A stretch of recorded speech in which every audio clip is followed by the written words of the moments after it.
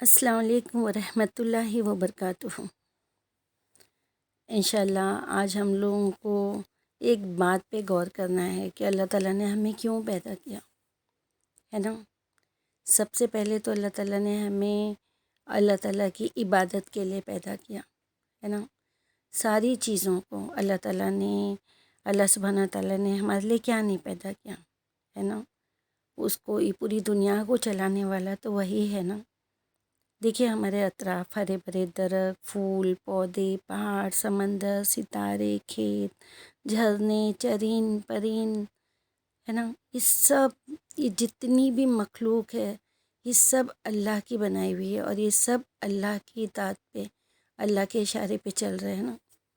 اور سب پرسکون طریقے سے، کسی کو کوئی ٹینشن نہیں، اور سارا ٹینشن ہے تو صرف انسان کو ہے نا، جس کے لیے یہ سب بنایا، جس کو اشرف المخلوقات بنایا، جس کو بولنا، سننا، کہنا، سمجھنا، دماغ، صلاحیت، سب کچھ عطا فرمائے اللہ سبحانہ و تعالیٰ نے۔ لیکن ہم ہی سب سے بڑے ناشکرے اور نافرمانبردار ہیں اللہ کے۔ ہمارے حقوق، ہم صرف یہ سوچتے ہیں کہ اللہ نے ہمیں پیدا کیا، اب ہم دنیا میں آئے ہیں، تو اگر بہت زیادہ کوئی نیکی سوچ رہے ہیں تو بس یہ ہے کہ ہم نماز پڑھ رہے ہیں، ہم روزہ رکھ رہے ہیں، ہم حج کیے، ہم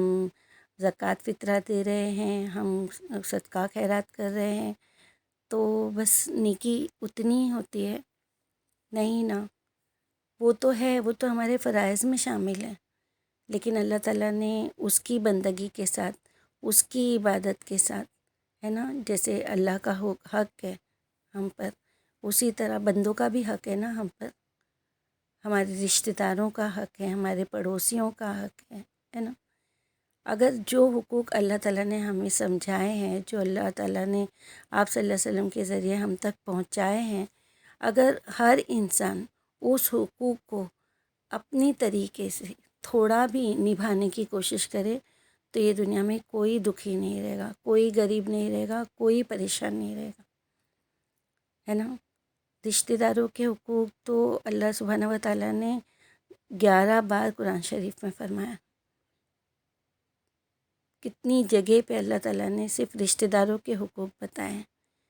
لیکن سب سے زیادہ ہم انہی سے آنکھیں چراتے، ہم کسی اور کو دے دیں گے، کسی اور کی ترقی دیکھ لیں گے،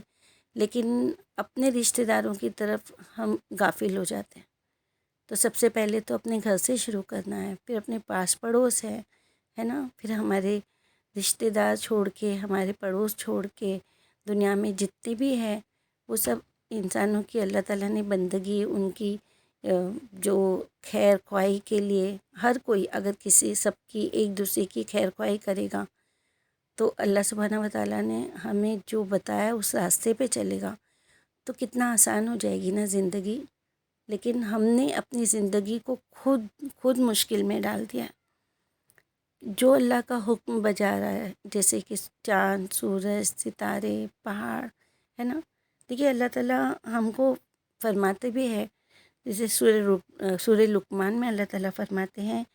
کہ اللہ نے آسمانوں کو پیدا کیا ایسے ستونوں کے بغیر جو تم کو نظر نہیں آتے ہے نا۔ ہمیں دکھائی دیتا ہے کہ آسمان کے اوپر کوئی پلر ہے جس نے آسمان کو اٹھا کے رکھا ہے، اور اللہ تعالیٰ آگے فرماتے ہیں اور اس نے زمین میں پہاڑ رکھ دیے کہ وہ تم کو لے کر جھک نہ جائے ہے نا۔ کھڑے کے کھڑے ہیں نا پہاڑ، اللہ کے حکم سے۔ آج اللہ کا حکم ہوگا، آج سور پھونکا جائے گا، سب دھوئے کی طرح اڑ جائے گی۔ پھر سورہ لقمان میں آگے اللہ تعالیٰ فرماتے ہیں اور اس میں ہر قسم کے جاندار پھیلا دیے، ہم نے آسمان سے پانی اتارا، پھر زمین میں ہر قسم کی عمدہ چیزیں لگائی ہے نا۔ یہ ہے اللہ کی تخلیق، تو تم مجھ کو دکھاؤ کہ اس کے سوا جو ہے انہوں نے کیا پیدا کیا ہے، بلکہ ظالم لوگ کھلی گمراہی میں ہیں۔ دیکھو اللہ تعالیٰ یہی بتا رہا ہے کہ اللہ تعالیٰ نے ساری نعمتیں ہمیں دیا۔ اللہ تعالیٰ بار بار ہمیں فرماتے ہیں کہ میں تم کو زندگی دیا، میں مردوں کو زندہ کر سکتا ہوں، میں تم کو ایک بار قیامت میں پھر زندہ کروں گا ہے نا۔ یہ بار بار اللہ تعالیٰ ہمیں کیوں فرما رہا ہے؟ کیونکہ ہم یہ سمجھ لے کہ آج ہم نے جو گناہ کیا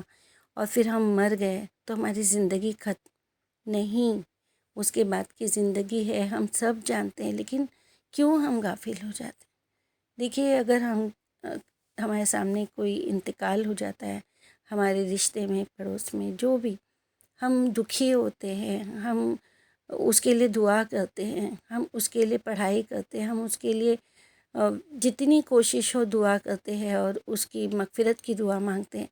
لیکن ہمارے دماغ میں یہ چیز بڑی مشکل سے اس تھوڑی دیر کے لیے آتی ہے کہ ہاں ایک دن ہمیں بھی جانا ہے، اللہ تعالیٰ ہمیں بھی ایمان کی موت دے، اللہ تعالیٰ ہمیں بھی ایمان کی زندگی دے۔ لیکن پھر کیا کرتے ہیں؟ پھر کچھ وقت کے بعد، کچھ لمحوں کے بعد، کچھ گھنٹوں کے بعد، کچھ دنوں کے بعد ہم پھر بھول جاتے ہیں کہ ہم کو اس دنیا میں ہمیشہ کے لیے رہنا نہیں ہے، ہم کو جانا ہے۔ اللہ تعالیٰ نے ہمیں زندگی آسان کیا ہے۔ دیکھیے، اسلام ایک مکمل دین ہے اور اللہ تعالیٰ نے اس کو ہمارے لیے آسان کر کے بھیجا ہے، ہم نے اس کو مشکل کر دیا ہے نا۔ اگر اللہ سبحانہ و تعالیٰ نے جیسے ہمیں بتایا ہے اس طریقے سے اگر ہم زندگی گزاریں تو کوئی مشکل نہیں ہے۔ جیسے دیکھیے، عبادت کے لیے بھی اللہ تعالیٰ نے رمضان کا 1 مہینہ ہمارے لیے رکھا ہے روزے کے لیے، اگر سال بھر رکھتا تو، ہے نا۔ نماز جو 5 وقت کی ہے، اگر وہ اور بہت زیادہ وقت یہی ہمارے لیے مشکل ہو جاتی، تو اللہ تعالیٰ نے ہمارے لیے کوئی چیز مشکل نہیں کیا ہے۔ اور دیکھیے، ایک حدیث سے ہے کہ حضرت عبداللہ بن عمر ابن العاص نے فرمایا کہ میں کثرت سے نفلی روزے رکھتا تھا اور نفلی نمازیں پڑھتا تھا۔ جب آپ صلی اللہ علیہ وسلم کو پتہ چلا تو انہوں نے فرمایا کہ ایسا نہ کرو، روزہ رکھو اور افطاری بھی کرو، رات کو کھڑے بھی رہو اور سو بھی، کیونکہ تیرے بدن کا تجھ پر حق ہے نا، تیرے بدن کا تجھ پہ حق ہے۔ اور کہا کہ تیری آنکھ کا تجھ پہ حق ہے، تیرے مہمان کا تجھ پر حق ہے، تیری بیوی کا تجھ پر حق ہے نا۔ دیکھیے کتنا آسان کیا ہے۔ یہ نہیں کہا گیا کہ اسلام میں کہ تم سب کچھ چھوڑ کے، دنیا داری چھوڑ کے، جنگل میں جا کے صرف اللہ اللہ کرتے بیٹھو۔ اللہ تعالیٰ نے کیا فرمایا کہ میں نے جو حقوق تم کو دیے، تمہارے ماں باپ ہے، تمہارے رشتہ دار ہے، تمہاری بیوی بچے ہیں، تو ان کے حقوق بھی پورے کرو، اللہ کی بندگی کے ساتھ، 5 وقت کی نماز کے ساتھ، 1 مہینے کے روزے کے ساتھ۔ اور یہ نہیں کہا ہے کہ روزے رکھو ہی نہیں، لیکن اگر تم رکھ سکتے ہو، جیسے مہینے کے 3 روزے کے بارے میں انہوں نے کہا ہے کہ ہر مہینے میں 3 روزے کافی ہے، ہر نیکی کا بدلہ 10 گنا ملے گا۔ تو اس کا مطلب کیا ہے کہ 1 روزے کا 10 گنا، مطلب 3 روزے کا 30 گنا، مطلب 1 مہینے میں اگر 3 روزے بھی رکھے گے تو اللہ تعالیٰ اس کا 30 گنا اجر دے گا۔ تو اللہ تعالیٰ نے ہمارے لیے کچھ مشکل رکھا ہے؟ نہیں نا، اللہ تعالیٰ نے آسان کیا ہے۔ پھر اس کے ساتھ کیا کہا ہے کہ رشتہ داروں کے حقوق کرو، کوئی دکھی ہے تو اس کا غم بانٹو، اگر آپ کی استطاعت ہے کسی کو مدد کر سکتے ہو تو اس کی مدد کرو، کسی سے مسکرا کے بات کرو، آپ صلی اللہ علیہ وسلم کے اخلاق کو دیکھ کر، ان کی سنت پہ چل کر۔ دیکھیے، آج ہمارے لیے بہت ضروری ہے کہ آپ صلی اللہ علیہ وسلم کی سیرت پڑھیں، ان کے بارے میں پڑھیں اور جانیں، اور لوگ جو ہم سے غلط سوال کریں ہم ان کو صحیح جواب دے سکیں۔ تو ہم جب وہ سیرت پڑھیں گے، ہم اس کو اپنی زندگی میں اپنائیں گے، ان کے اخلاق اپنے اندر لانے کی ذرہ برابر بھی کوشش کریں گے، تو ہمارے لیے زندگی بہت آسان ہو جائے گی۔ ہم نے اپنی زندگی کو مشکل بنا کے رکھا، اور اللہ تعالیٰ نے فرمایا ہے کہ میری امت میں مفلس وہ ہے جو قیامت کے روز نیک اعمال، نماز، روزہ، زکوٰۃ وغیرہ لے کر آیا ہوگا اور ایسی حالت میں حاضر ہوگا کہ کسی کو دنیا میں گالی دی ہوگی، کسی کو تہمت لگائی ہوگی، کسی کا مال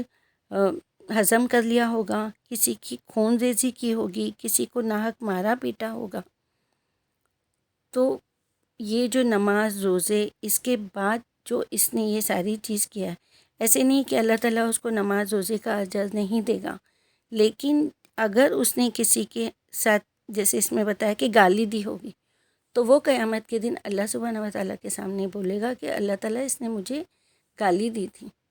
اس وقت کیا پیسے، دولت، کروڑوں ریال، سونا ہوگا ہمارے پاس دینے کے لیے کہ چلو اس کا جرمانہ بھر دو، تم نے اس کو گالی دیے تھے، چلو اس کو 1,00,000 روپیہ دے دو، 50,000 دے دو، 100 روپیہ دے دو، کچھ ہوگا ہمارے پاس؟ نہیں ہوگا نا۔ تو اللہ تعالیٰ اپنے حقوق تو پھر بھی تھوڑے معاف کر دیں انشاءاللہ، وہ تو رحیم ہے، وہ غفور الرحیم ہے، لیکن وہ حقوق العباد جو ہے، وہ جو بندوں کے حقوق ہے، وہ اللہ تعالیٰ معاف نہیں کرے گا۔ کہتے ہیں نا کہ اگر ایک سینگ والی بکری نے بنا سینگ والی بکری کو بھی مارا ہے تو اس کو بھی قیامت کے روز لایا جائے گا اور اس کا بھی حساب لیا جائے گا، لیکن ان لوگوں کے لیے کوئی جنت اور دوزخ نہیں ہوگی، ان کو مٹی کر دیا جائے گا۔ تب جو گناہ گار لوگ رہیں گے تب ان کو دیکھیں گے تو وہ کہیں گے کہ کاش کاش ہم بھی مٹی ہو جاتے، کیونکہ ہمیں نہیں، ہمارے لیے تو پھر دوزخ ہے نا، جنت ہے انشاءاللہ۔ تو گالی دی ہے تو پھر ہمارے جو نیک اعمال ہے، جو ہم نے روزہ، نماز، زکوٰۃ، جو بھی نیکی صدقہ کی، اس میں سے تھوڑا سا ہم نے اگر کسی کو گالی دی ہے تو اللہ تعالیٰ بولے گا چلو اس کو تھوڑی نیکی دے دو۔ پھر اس کے بعد کسی پہ تہمت لگائیے، کسی کی چغلی کھائیے، کسی کا دکھ پہنچائے، کہ بری جھوٹی الزام لگائے کسی پہ، وہ اللہ تعالیٰ سے فرمائے گا تو پھر ہماری تھوڑی نیکی اس کو دے دی جائے گی۔ پھر اگر کسی کا مال ہم نے کھا لیا ہے ناحق، ہے نا، تو پھر وہ کہے گا تو اس کو دی جائے گی۔ کسی کے ساتھ خون ریزی کیے تو اس کو دیا، کسی کو ناحق مارا پیٹا تو جب اتنا ہو جائے گا کہ ہماری جو نماز، زکوٰۃ، فطرہ جو بھی نیکی ہے وہ ساری تھوڑی تھوڑی تھوڑی دیکھی ختم اگر ہو جائے گی، اللہ نہ کرے ایسا، اگر ختم ہو جائے گی اور ہم نے جس کے ساتھ میں غلط کیے، ہم وہ دعوے دار اگر کھڑے ہیں اور وہ اللہ تعالیٰ سے ہمارے خلاف بول رہے ہیں، تو پھر اللہ تعالیٰ کیا کرے گا؟ ہماری نیکی تو ختم ہو گئی نا، تو اللہ تعالیٰ بولے گا کہ اب ان کے گناہ تم لے لو، ان کے گناہ تم لے لو، تو ان کے گناہ ہمارے سر پہ ڈال دیے جائے گا، کیونکہ ہمارے پاس دینے کے لیے کچھ نہیں ہے، تو ان کے گناہ لے لو۔ اس طرح ایک نیک انسان جس نے، ہم یہ سوچے گے اور یہ سوچ کے تکبر میں آ جائے گے میں تو بہت دیندار ہوں، میں تو بہت نماز پڑھتی ہوں، میں تو بہت عبادت کرتی ہوں، میں نے تو اتنے حج کیے، میں نے تو یہ کیے، میں تو لوگ میری اتنی تعریف کرتے ہیں، میں تو بہت، اور یہ تکبر میں آ کے یہ سوچے گے کہ میں سب سے نیک ہوں، تو یہ سارے اجر ضائع ہو جائے گے اگر ہم نے اس کے ساتھ اللہ کے حقوق کے ساتھ بندوں کے حقوق نہیں کیے ہیں۔ اور اس کے بعد کیا ہوگا؟ جب اس کے اوپر گناہ آ جائے گے تو اسے گھسیٹتے ہوئے لے جائے گے اور جہنم میں ڈال دیا جائے گا۔ اللہ اکبر۔ دیکھیے،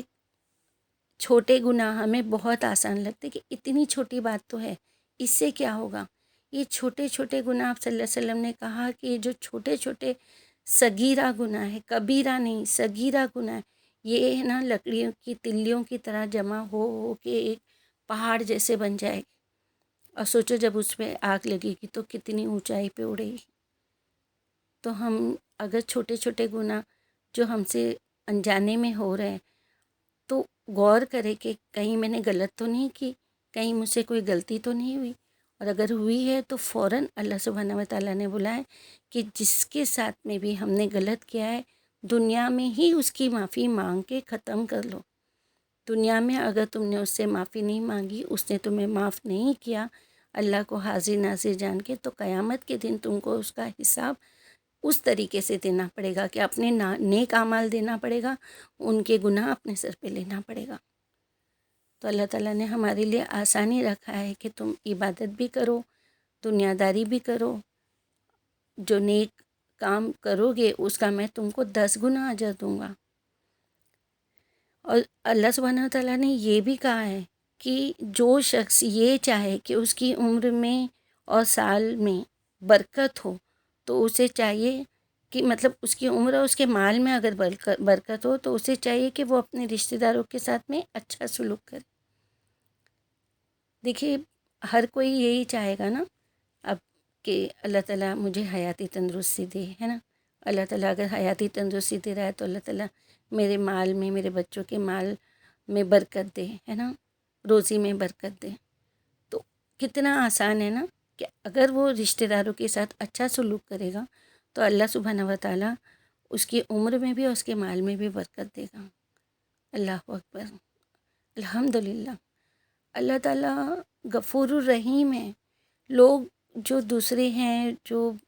دین پہ نہیں ہے وہ ہم سے کہتے ہیں، وہ ہم سے سوال کرتے ہیں کہ تمہارا دین، تم اپنے خدا سے ڈرتے ہو تو تمہارا خدا، ہم نہیں ڈرتے. تو ہم خدا سے اس لیے ڈر رہے ہیں نا کہ اللہ کو راضی کرنے کے لیے، اللہ کو خوش کرنے کے لیے. اگر ہم نے ایک چھوٹی سی بھی غلطی کی اور وہ ناراض ہو گیا، کیونکہ وہ اس کے حقوق تو معاف کر دے گا، لیکن جب ہم نے اس کے بندوں کے حقوق نہیں دیے یا ان کے ساتھ برا کیا، اس میں ہمارے ماں باپ آ جاتے ہیں، ہمارے بھائی بہن آ جاتے ہیں، ہمارے دوسرے رشتہ دار، اور پڑوسیوں کا کتنا حق ہے کہ اگر ایک پڑوسی کے لیے تم نے دروازہ بند کیا یہ سوچ کر کہ وہ ہمارے گھر پہ نہ آئے،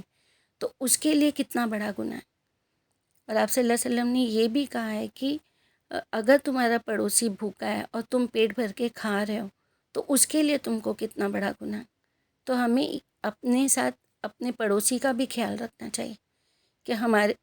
آس پاس میں اگر کوئی کسی کے گھر میں کھانا نہیں پکا ہے، کسی کی غریبی حالت ہے، ہمارے گھر میں کوئی بریانی یا خوشبو کی چیز بن رہی ہے، ان بچوں کے دل پہ وہ خوشبو جا کے وہ بھوک سے بلکتے ہوئے بچوں کو اگر چھوڑ کے ہم وہ نعمت کھا رہے ہیں تو اس کا ہمیں کوئی اجر نہیں ملے گا، ہمیں اس کا گناہ ملے گا. تو ہم جو ہمارے لیے سوچ رہے ہیں وہ ہمارے پڑوسیوں کے بھی لیے سوچیں، ان کی بھی مدد کریں. اگر وہ ہمارے ساتھ بدسلوکی کر رہے ہیں تو ہم کم سے کم ان کے ساتھ نیک سلوک کریں، بس برا نہ کریں، کسی کے ساتھ برا نہیں کرے، کسی کا برا نہیں سوچے، کسی کے ساتھ کسی کی زندگی میں کسی سے حسد نہیں کرے. دیکھیے پہلے بھی میں نے آپ لوگوں کو بول چکی ہوں، آپ لوگ خود جانتے ہو کہ ساری گناہوں میں لذت ہے لیکن حسد میں لذت نہیں ہے. حسد میں انسان خود جلتا ہے، دوسروں کو دیکھ کے دوسروں پہ حسد کر کے وہ اپنی جان خود جلاتا ہے اور اپنے کو گناہوں میں بھی ڈالتا ہے. اور وہ جو حسد ہے وہ ہماری آنکھوں سے دوسروں کو لگ کے ان کو جو تکلیف ہوتی ہے، جیسے نظر لگتی ہے، حسد ہے، اس کی بھی تکلیف ہوتی ہے، اس سے بھی دوسروں کو تکلیف پہنچتی ہے. تو کبھی بھی کسی کو دیکھ کے اگر تمہارے دل میں حسد آئے یا تو فوراً اللہ سبحانہ و تعالیٰ سے معافی مانگے اور اس کے لیے اس کے حق میں دعا کریں کہ اللہ سبحانہ و تعالیٰ تو نے اس کو نوازا ہے، اللہ سبحانہ و تعالیٰ اس میں برکت دے، اللہ تعالیٰ تو مجھے بھی برکت دے اور مجھے بھی نواز. اللہ تعالیٰ ضرور آپ کی دعا سنے گا، ضرور آپ کی ہر دعا قبول کرے گا انشاءاللہ. تو ہمیں اللہ کے حقوق کے ساتھ ہمارے بولتے نا حقوق اللہ کے ساتھ حقوق العباد، اللہ کے حقوق کے ساتھ بندوں کے حقوق میں بھی خیر خواہی کرنا چاہیے. اور اپنے لیے جو سوچ رہے ہیں وہ اپنے دوسرے بھائی بہن اور رشتہ دار اور جو دوسرے ہیں جو ہمارے گھر میں کام بھی کرنے کے لیے آتے ہیں ان کے لیے بھی اچھا سوچے. جو ہم کھا رہے ہیں وہ ان کو دیں. ہم کیا کرتے ہیں؟ پہلی بات تو اچھی چیزیں دینے سے کنجوسی کرتے ہیں. دوسری بات یہ ہے کہ اگر کسی کو دیتے ہیں تو اسے امید رکھتے ہیں. ایک بار ہم نے کسی کو دیا، کسی کی مدد کی، اس سے کبھی واپس لینے کی امید یا اس سے کوئی فائدہ پہنچانے کی امید بالکل نہ کریں. آپ کو اللہ سبحانہ و تعالیٰ 10 گنا بڑھا کے دے گا. وہ دیکھ رہا ہے نا، وہ جانتا ہے نا کہ آپ نے رحم کیا، آپ کے دل میں کسی کے لیے، صرف اللہ کے لیے، صرف اللہ سے یہی کہو کہ اللہ تعالیٰ یہ جو میں اچھا سوچ رہی ہوں، یہ جو میں اچھا کر رہی ہوں وہ تیرے لیے، تو نے کہا ہے نا، آپ صلی اللہ علیہ وسلم نے کہا ہے نا، تو نے ان کے ذریعے ہمیں سمجھایا ہے نا، تو اللہ تعالیٰ بس تیرے لیے یہ جو ایک نیکی میں کر رہی ہوں، جو ایک میں یتیم کے سر پہ ہاتھ پھرا رہی ہوں، جو میں مسکرا کے کسی سے بات کر رہی ہوں، میں آپ صلی اللہ علیہ وسلم کی سنت کو فالو کرنے کی کوشش کروں. اللہ مجھے ہدایت دے، اللہ میرے بچوں کو ہدایت دے، اللہ ہمارے رشتہ داروں کو ہدایت دے، اللہ ہر مومن مومنات کو ہدایت دے. سب کے لیے ہدایت کی دعا مانگے، سب کے لیے اچھی دعا مانگے، سب کا اچھا سوچے. اللہ سبحانہ و تعالیٰ کہتا ہے نا کہ تم اگر کسی دوسرے کے لیے جو دعا اچھی کرو گے غائبانہ، اس کو بنا بتائیں، تو اللہ تعالیٰ وہ تمہارے لیے کرے گا. فرشتے تمہارے لیے دعا کرے گی کہ اللہ سبحانہ و تعالیٰ یہ اپنے نیک دوست کے لیے، اپنے بھائی بہن کے لیے، اپنے رشتہ دار کے لیے، اپنے پڑوسی کے لیے اچھی بات تجھ سے مانگ رہا ہے نا اللہ، تو اس کو عطا فرما، تو اس کو بھی وہی عطا فرما۔ اور اگر سوچے جب نیکی کی دعا بھی ہمیں بدلے میں ملے، تو ہم اگر کسی کے لیے برا چاہیں گے، برا بولیں گے، تو وہ بھی ہمارے لیے آئے گا۔ کہتے ہیں نا کہ اگر ہم نے کسی کو بد دعا دی، اگر وہ سامنے والا اس کا حقدار نہیں ہے، ہم غلط فہمی میں آ کے اس کو بد دعا دیتے ہیں، تو وہ بد دعا آسمان میں جاتی ہے اور آسمان کے دروازے بند ہو جاتے ہیں، تو پھر وہ بد دعا واپس نیچے آتی ہے، اور اگر اس انسان وہ اس کا حقدار نہیں ہے تو وہ تمہارے ہی اوپر آتی ہے اور وہ تم کو ہی وہ بد دعا لگتی ہے۔ تو کبھی کسی کو بد دعا نہ دے، کبھی کسی کا برا نہ سوچے، سب کے ساتھ نیک اور نیکی کرنے کی کوشش کریں، آپ صلی اللہ علیہ وسلم کی سنت پہ چلنے کی کوشش کریں۔ دیکھیے آپ صلی اللہ علیہ وسلم کی سیرت ہے، اسے پڑھنے کی کوشش کیجیے۔ کوئی آپ سے ان کے بارے میں کوئی بھی سوال کرے، آپ کو ہر سوال کا جواب دینے آنا چاہیے۔ جو ہماری نیو جنریشن ہے، پلیز میری ریکویسٹ ہے کہ آپ لوگ آپ صلی اللہ علیہ وسلم کی سیرت پڑھیں اور اس پہ چلنے کی آپ کو، ہم سب کو اللہ تعالیٰ ہدایت اور توفیق دیں۔ آمین یا رب العالمین۔ السلام علیکم ورحمۃ اللہ وبرکاتہ۔